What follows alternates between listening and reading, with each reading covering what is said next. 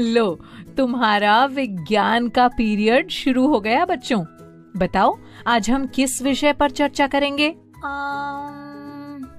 अब तुम क्या सोचने लगी सवाली? संपर्क दीदी, मैं ये सोच रही थी कि घंटी बाहर बजी है ना, लेकिन उसकी ध्वनि हमने कमरे के अंदर भी सुन ली। ऐसा कैसे हुआ? हाँ दीदी, जब कभी कोई हमें दूर से आवाज लगाता है तो उसे भी हम कैसे सुन पाते हैं? किसी एक कमरे में टीवी लगा हो तो उसकी आवाज हमें दूसरे कमरों में भी सुनाई देती है। ऐसा कैसे होता है? हाँ दीदी, आज यही बताइए कि ध्वनि दूर से हम तक कैसे पहुंचती है। बहुत अच्छे सवाल पूछे तुमने बच्चों। चलो आज इसी के बारे में समझते हैं कि ध्वनि हम तक आखिर कैसे पहुंचती है। हाँ दीदी, जल्दी बताइए। बच्चों, दूर की ध्वनि को हम इसलिए सुन पाते हैं क्योंकि ध्वनि संचरण करती है। संचरण क्या होता है दीदी? संचरण यानी एक स्थान से दूसरे स्थान तक जाना, और संचरण के लिए ध्वनि को किसी माध्यम यानी मीडियम की आवश्यकता होती है। माध्यम? ध्वनि को संचरण के लिए किसी माध्यम की आवश्यकता होती है दीदी?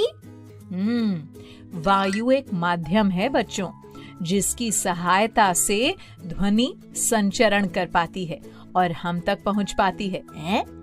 वायु? हाँ खोजी, चलो इसे एक गतिविधि द्वारा समझते हैं। देखो, हमारे पास एक गिलास और एक मोबाइल फोन है ना?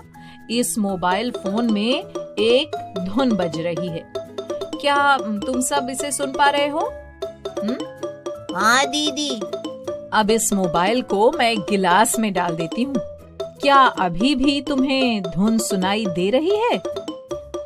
हाँ दीदी, हम सुन पा रहे हैं। खोजी, अब तुम इस गिलास के किनारों को अपने हाथों से सटाकर पकड़ो। ऐसे ना दीदी? हाँ खोजी, बताओ अभी भी धुन सुनाई दे रही है या ध्वनि कम हुई? अभी भी उतनी ही ध्वनि सुनाई दे रही है दीदी। अच्छा खोजी, अब अपने मुंह को हाथों के बीच की खाली जगह पर सटाकर इस गिलास में से हवा को अपने मुंह में खींचो। ठीक है दीदी। बताओ बच्चों, अब क्या हुआ? ध्वनि सुनाई दी या नहीं? इस बार तो धुन की ध्वनि धीमी सुनाई दे रही थी संपर्क दीदी। ऐसा कैसे हुआ दीदी? ऐसा इसलिए हुआ क्योंकि खोजी ने गिलास के अंदर की वायु को अपने मुंह में खींच लिया।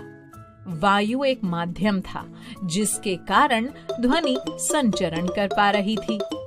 जब गिलास में वायु यानी माध्यम की मात्रा कम हुई तो ध्वनि का उचित संचरण नहीं हो पाया, जिसके कारण धुन की ध्वनि धीमी सुनाई दी। ओह, यानी कि वायु हुआ माध्यम। हाँ सवाली, सही समझी तुम। दीदी, यदि गिलास में से सारी वायु निकाल दें तो क्या होगा? तब ध्वनि सुनाई देगी या नहीं? बच्चों, जब कोई स्थान या बर्तन बिल्कुल खाली हो, यहाँ तक कि वहाँ से वायु को भी पूरी तरह से निकाल दिया गया हो, तब हम कहते हैं कि उस बर्तन या स्थान में निर्वात है। इसे इंग्लिश में वैक्यूम कहते हैं। ध्वनि निर्वात में संचरण नहीं करती। मतलब कि यदि बर्तन में वायु नहीं होगी तो कोई भी ध्वनि नहीं सुनाई देगी। यानी कि ध्वनि को संचरण के लिए सदैव वायु की आवश्यकता होती है ना दीदी? ऐसा नहीं है खोजी, ध्वनि केवल वायु में ही नहीं बल्कि द्रवों और ठोसों में भी संचरण करती है। सच्ची दीदी? हाँ सवाली, चलो द्रव में ध्वनि संचरण को एक प्रयोग द्वारा समझते हैं। लो बच्चों, ये रहा पानी से भरा एक बर्तन और एक घंटी। सवाली, तुम इस घंटी को पानी में डुबाओ और फिर पानी के अंदर ही इसे बजाओ। ठीक है दीदी।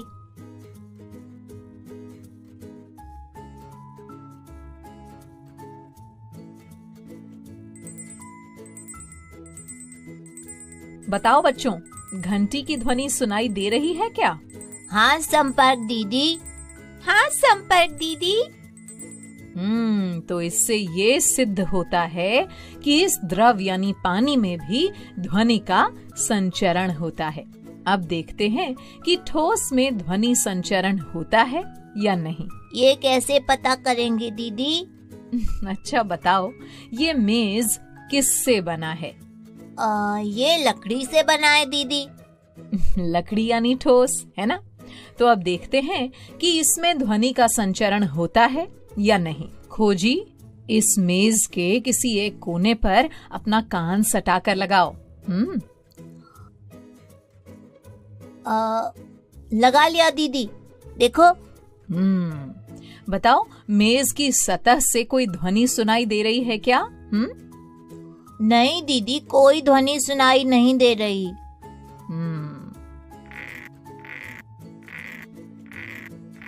अब कुछ सुनाई दिया क्या? हाँ दीदी, खरोंचने की आवाज सुनाई दे रही है। देखो बच्चों, मैंने लकड़ी की मेज के इस कोने पर खरोंचा और खोजी को दूसरे कोने में भी उसकी ध्वनि सुनाई दी। इसका मतलब ध्वनि लकड़ी यानी ठोस में भी संचरण करती है। हाँ खोजी। दीदी, ये धागा भी तो ठोस ही है, क्या इसमें भी ध्वनि संचरण करेगी? चलो देखते हैं। देखो बच्चों, मैंने तुम सबके लिए एक खिलौना टेलीफोन बनाया है। इसके लिए मैंने लगभग 2 मीटर लंबा धागा लिया है और इसके दोनों किनारों पर 2 कागज के कपों के तलों में सुराख बनाकर उन्हें इसमें जोड़ दिया है। लो सवाली, एक कप तो तुम पकड़ो और तुम दूसरे कप को पकड़ो खोजी। इसे इस तरह पकड़ो कि धागा अच्छी तरह से तना हुआ हो। पकड़ लिया दीदी। अब सवाली अपने कप को मुंह से सटाकर धीरे से कुछ बोलेगी और खोजी अपने कप को कान से सटाकर सुनेगा। फिर खोजी हमें बताएगा कि उसे क्या सुनाई दिया। ठीक है दीदी। तैयार हो ना खोजी? हाँ सवाली। संपर्क दीदी की शब्दशाला। बताओ मैंने क्या बोला खोजी? संपर्क दीदी की शब्दशाला। हाँ, मैंने यही कहा था। तो देखा बच्चों, ध्वनि को संचरण के लिए माध्यम की आवश्यकता होती है। वो माध्यम ठोस, द्रव या गैस कुछ भी हो सकता है।